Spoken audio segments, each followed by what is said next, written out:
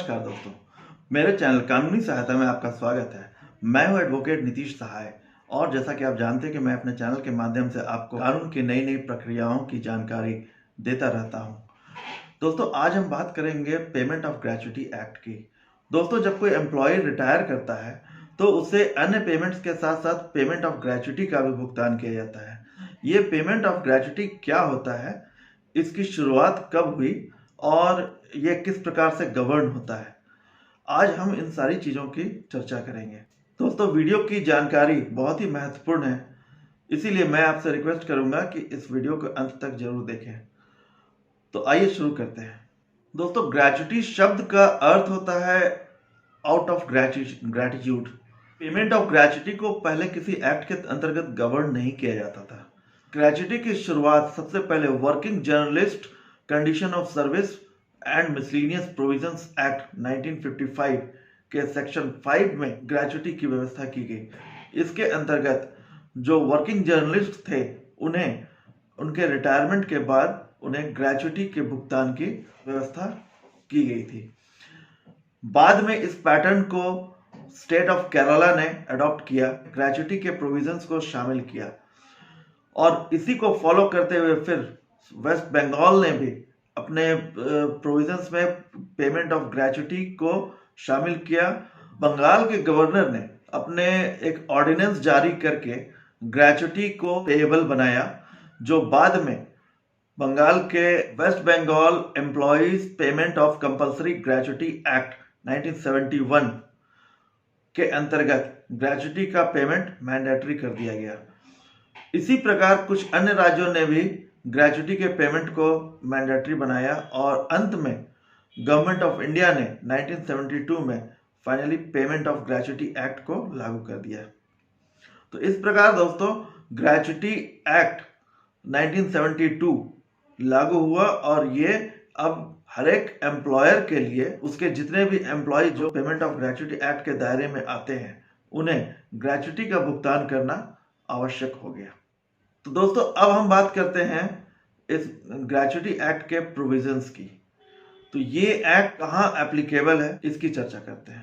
Payment of gratuity act के section 1 clause 3 के sub clause A, B and C में gratuity act कहाँ कहाँ एप्लीकेबल होगा इसकी व्यवस्था की गई है। ग्रेच्युटी एक्ट सभी दुकानों, factories, mines, oil fields, plantations, port and railway companies, इसके अलावा एवरी शॉप एंड एस्टैब्लिशमेंट जो किसी भी लॉ के अंतर्गत शॉप्स एंड एस्टैब्लिशमेंट से संबंधित किसी भी एक्ट से गवर्न हो रहे हो तो वहां भी ये एक्ट एप्लीकेबल है। और अन्य कोई भी एस्टैब्लिशमेंट जहां पर 10 या उस 10 से ज्यादा व्यक्ति काम कर रहे हो वहां ये एक्ट एप्लीकेबल है।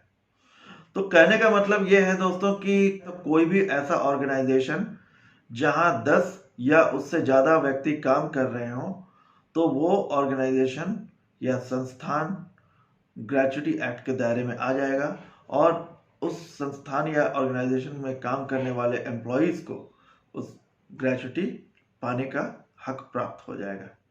इसे हम अगर थोड़ा और एलाबोरेट करें तो हम पाते हैं कि पेमेंट ऑफ ग्रेच्युटी एक्ट के सेक्शन 2F में जो एम्प्लॉयर का डेफिनेशन दिया हुआ है, अगर उस डेफिनेशन को भी आधार बनाकर देखा जाए तो उसके अंतर्गत जो भी एम्प्लॉयर के दायरे में आएगा तो उसके सारे employees payment of gratuity act के अंतर्गत ग्रेच्युटी के लिए इंटाइटल्ड माने जाएंगे।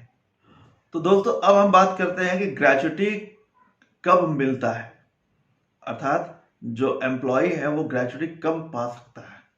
तो दोस्तों, ये ग्रेच्युटी किसी भी एम्प्लॉय को जब वो मिनिमम 5 ईयर कंप्लीट कर लेता है तब वो ग्रेच्युटी पाने के लिए एलिजिबल हो जाता है और ये ग्रेच्युटी उसके काम से रिटायर करने पर उसे मिलता है। अब ये रिटायरमेंट 3 तरह से हो सकता है, या तो वो सुपरएनुएट कर ले, अर्थात अपने सर्विस टर्म को पूरा करके जब वो फाइनली रिटायर होता है, सेवानिवृत्त होता है, तब उसे ग्रेच्युटी का भुगतान हो सकता है। दूसरा, टर्म पूरा होने से पहले ही अगर वो किसी कारण से नौकरी से निकाल दिया गया हो या उसने जॉब चेंज कर लिया हो या किसी अन्य कारण से उसे नौकरी छोड़ना पड़ा हो, तो उस समय भी उसे ग्रेच्युटी मिल सकता है। और तीसरा, अगर प्री मैच्योर डेथ हो जाए तो उस केस में उसके फैमिली मेंबर्स या लीगल एयर्स को ग्रेच्युटी मिल सकता है। दोस्तों, अब बात करते हैं कि पेमेंट ऑफ ग्रेच्युटी किन कंडीशंस में फॉरफिट हो सकता है, यानी उसका भुगतान रोक दिया जाता है या नहीं दिया जाता है।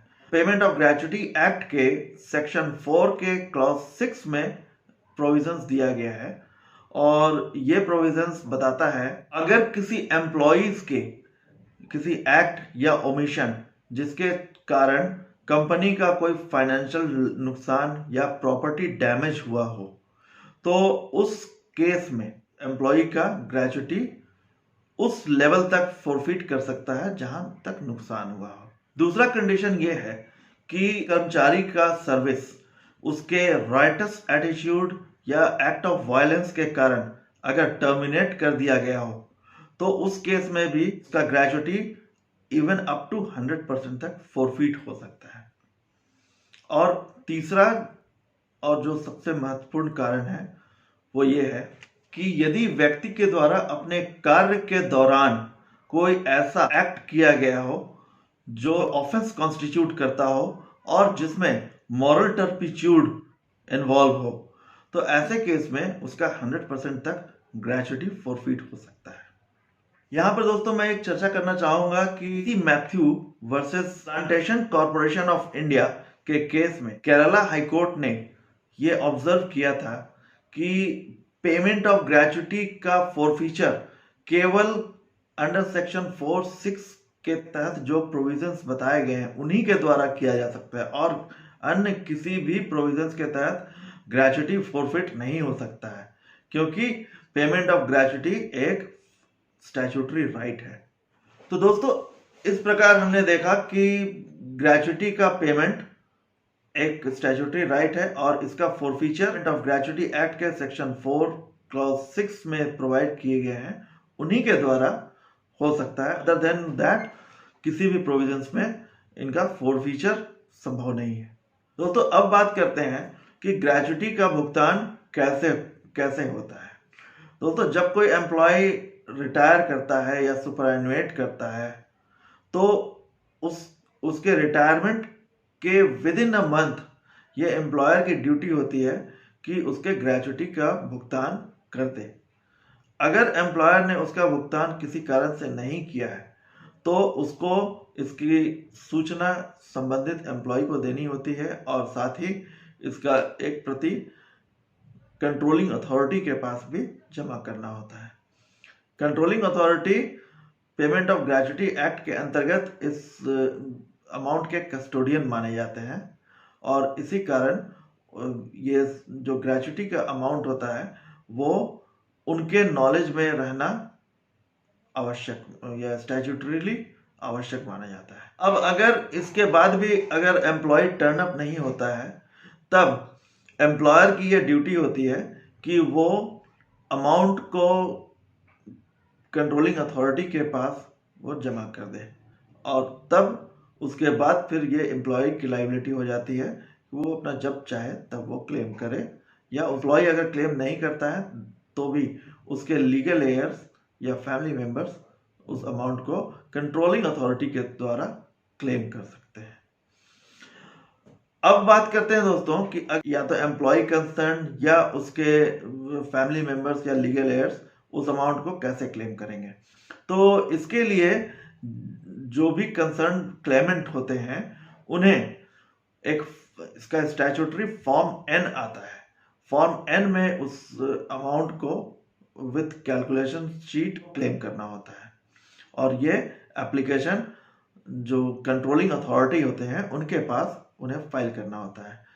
कंट्रोलिंग अथॉरिटी जब ये एप्लीकेशन रिसीव करते हैं तब ये इसकी सूचना एम्प्लॉयर को भी देते हैं और एम्प्लॉयर के रिप्रेजेंटेटिव की हियरिंग में पार्टिसिपेट करते हैं और पार्टिसिपेट करने के बाद दोनों पक्ष अपने अपने तथ्यों को कंट्रोलिंग अथॉरिटी के समक्ष रखते हैं, जिसके बाद कंट्रोलिंग अथॉरिटी दोनों पक्षों की सुनवाई करने के बाद अंत में अपना निर्णय देते हैं। कंट्रोलिंग अथॉरिटी के आदेश से यदि कोई भी पक्ष असंतुष्ट हो तो वो पक्ष अपेलेट अथॉरिटी के पास इसके अगेंस्ट अपील कर सकता है।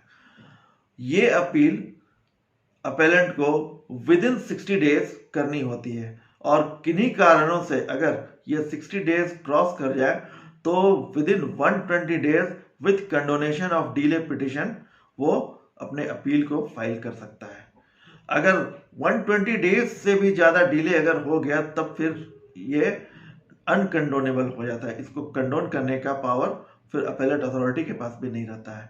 इसीलिए किसी पक्ष को अगर ग्रेच्युटी का अपील फाइल करना हो तो वो with in 120 day at the most वो फाइल कर ले।